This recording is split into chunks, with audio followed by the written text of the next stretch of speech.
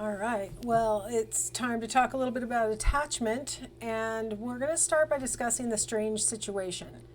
It seems like every time I start a new video, the heater is going and it's louder every time, so I apologize if you can hear that heater as a low rumble in the background. It's January and it's cold. All right, the strange situation. In an effort to understand how babies become attached to their moms, researchers had to figure out a way to kind of mimic things that might happen in real life where a baby might want to turn to their caregiver for support and comfort. Um, Back in the 50s, Harry Harlow had done some research on monkeys that was not very nice. I'll just say right now, he was not nice to monkeys. But one of the things that he discovered in his research on monkeys was that monkeys seem to be attached to their moms, not because their moms provide food, but because their moms provide comfort. So researchers were already having a mindset that, you know, comfort is a really powerful motive for infants to seek out their caregiver and to show what looks like attachment or what might look like bonding with their caregiver.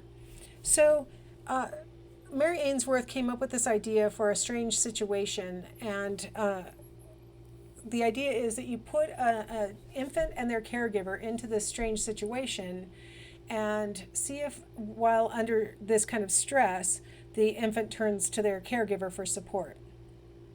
Now, as I describe this study to you, I want you to be really careful. If you know any babies and you're thinking, oh, I want to try this on my niece or nephew or my child or something like that, I want you to be just really aware that this strange situation design is only useful in babies who are between 12 months and 24 months old.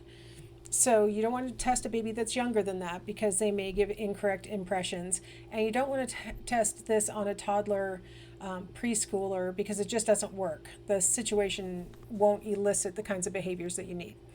So just for 12 to 24-month olds. All right, so, oh, the heater's going off. Yay, we get a moment of quiet. So I thought it would be helpful if we took a look real quick at this video. I want to make sure that it's muted when it runs. So what you're seeing is the basic strange situation. So for this baby who's sitting on the floor and its mom who is in the black sweater on the left, you'll see that the environment would be unusual for them. It's basically a psychology laboratory. It's just a room at the university. This one happens to have carpet on the floor. Sometimes they don't have carpet, and so they'll put a rug down, something like that. You see that there's a bunch of toys that are age appropriate for the child to be interested in. Mom's trying to maybe show the stuffed animal to the baby. There's other kinds of manipulable toys there and stuff. And then there's this stranger sitting in the chair. Sometimes in the strange situation there will be a stranger, sometimes not. It really depends on what they're trying to test.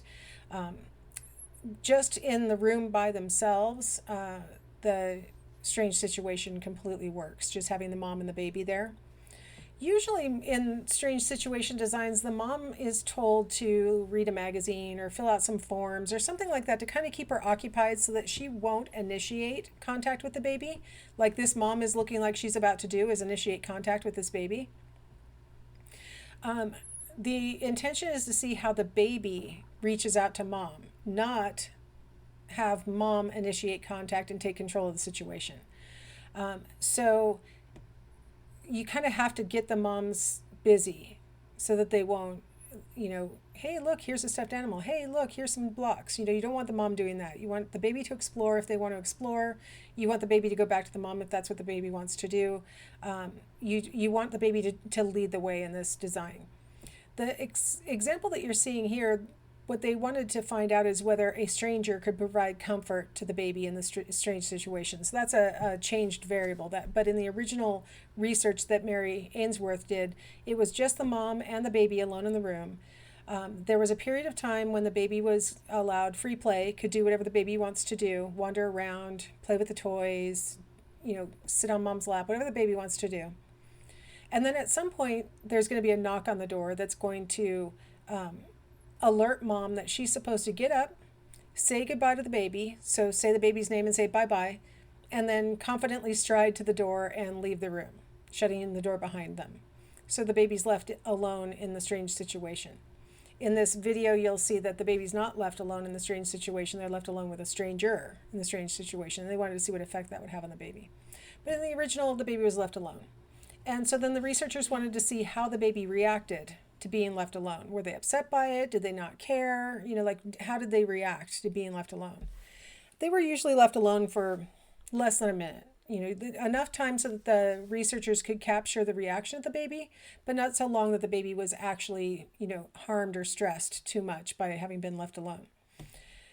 When mom re-enters the room, she is given explicit instructions about how to address the baby. You're supposed to say the baby's name and say hi and hold your hands out to the baby. And see how what this last phase is to see how the baby reacts to mom's return. Does the baby happily greet mom and settle down because what they wanted has returned?